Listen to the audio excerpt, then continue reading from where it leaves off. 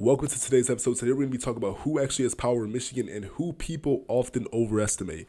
And first I want to start this episode with saying, what do you guys think about the red tie? I was considering not wearing the red tie because I thought it might be a brand risk because I might be branding myself as a Republican. And everyone knows, actually nobody knows this probably, but I do not take any partisanship identity on my podcast. Now, I may sway a certain way in actuality, but I do not bring any of my political biases into my podcast. So I was thinking, would wearing an all blue or all red tie be a brand risk? I don't have an all blue tie, but also only like 15 people are going to watch this episode probably. So it can't do that much damage to my career or future political career. But I'm just yapping, honestly. But yeah, what do you think? I like the tie. I just wish I didn't, I'm not trying to look like a Republican. I'm not trying to look like a Democrat. I'm just trying to tell you guys what is objectively true. But I just want to preface this episode with that so no one's jumping to conclusions saying, oh, he's wearing the red tie, he must be a Republican. I'm just talking. Okay, anyways, when we approach politics in Michigan, we typically focus on the most prevalent figures, like the governor, for example, or anybody else who has a really big, popular name, someone with a lot of buzz. I wish politics was that simple, but typically it is not. Usually the person with the biggest name or the most followers and most buzz is not the most powerful person, and a lot of really powerful people in Michigan could walk right past you on the streets and you would not recognize them, unless you're really plugged into Michigan politics. But for the most case, you guys would probably not recognize some of the most influential people in our state. And in Lansing specifically, a lot of really powerful people are unknown by most voters, and a lot of voters don't even know what positions are powerful positions. But I'm not talking about that right now. That's a whole different episode. But today I want to talk about who actually has power in Lansing. And so in American politics, people often overlook the distribution of power. There's not a single center of power at the federal level, nor at the state level. Power is distributed. Our founding fathers designed the country like that on purpose. The same is true in Lansing, our state capital. Power is distributed amongst many institutions, roles, and procedures. The governor has power, the legislature has power, the courts have power, but all these branches do not have overwhelming power. None of these branches have overwhelming power, and power is also not evenly distributed amongst all these branches. It is concentrated in the leadership roles, committee chairs, and institutions that control the process. There are certain people that are in positions of leadership over the politicians.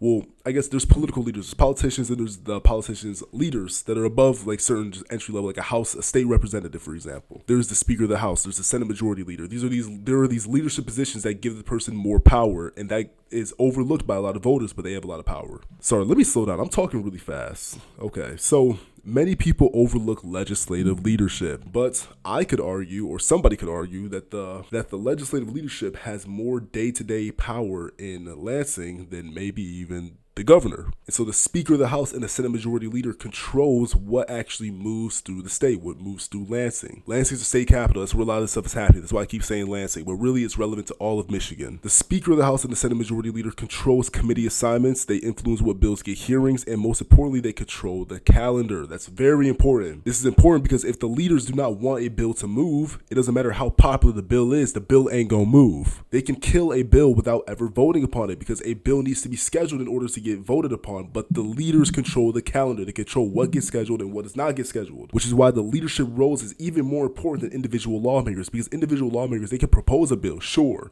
but the leaders choose if the bill even has the time of day, the chance at life, the chance to ever get voted upon. That's controlled by the leaders. They are very important. They have a lot of power and a lot of say in what happens because they control what gets voted upon. Right underneath these big time leaders is the committee chairs. They decide whether a bill gets heard, amended, or if it just gets flat out ignored. And there's a lot of power here too because the chair also does not need to defeat a bill publicly because they can control the calendar. They can choose what gets scheduled, what gets passed through them. And committees are individual groups of lawmakers that are focused on specific issues. So there's a lot of committees. These type of things do not hit the headlines, which is why a lot of Michigan voters are not educated on these things. They're not informed about these type of things. Committees really are the gatekeepers of legislation. Now, the person of power that we're all going to be able to recognize is the governor. Obviously, the governor has a lot of power. The governor is the most visible figure in Michigan politics, and they represent us at a national level. The governor, really powerful, really important. The governor has influence over the budget. They propose the state budget, and the state budget is really important because what gets funded gets done. If things are not getting funded, how is it going to get done? The governor chooses where the money is going in the state. The governor also has line item veto authority, which means that if a bill is being passed and they don't want to veto the entire bill, they can veto certain parts of the bill, which is really powerful and pretty convenient too. Because, you know, imagine you like 99% of a bill, but there's this 1% that you just can't stand. I just had a brain fog. I can't think. But the emergency powers allows the governor to get stuff done really fast. But the governor is also limited because the governor cannot pass laws, at least not alone. The governor is really powerful, but they are still subject to other branches of the government. Now, this one is slept on. The courts. Michigan's courts are a major institution in the political sphere, but they are severely overlooked. I talked about this in a different episode. Judicial decisions shape policy for decades, oftentimes longer than the actual administration does. Because even though the courts don't pass laws, they choose how the laws are interpreted. And the interpretation of a law can determine how the law will function in practice. Unfortunately, court races receive very little attention from us, which causes Michigan voters to drastically underestimate how important the judiciary branch is to the government. But yeah, the courts are brutally underestimated, and individual lawmakers are really overestimated. They're powerful. Like, yeah, they have some power, but it's not all that. They're still subject to the committee chairs and the legislative leaders. But the courts, though, the courts interpret laws. They really influence us more than the individual lawmakers do. Like, just a normal House representative, state representative, not as powerful as the courts, which is not that surprising. But if you don't know anything about politics, then it will be surprising to you. No diss towards you. I'm glad you're learning. But I'm just saying, like, these are things that I did not understand until I started looking into it at all. But yeah, politics does not work how you would intuitively assume it would. A single representative, even a popular or vocal one, has very limited power still. Even, especially if the leaders of their party do not support what they're doing, things are not going to get done. They don't have that much say. It's nice when these individual lawmakers have big sponsors, or they're really well spoken. They give good speeches. They have a big social media following.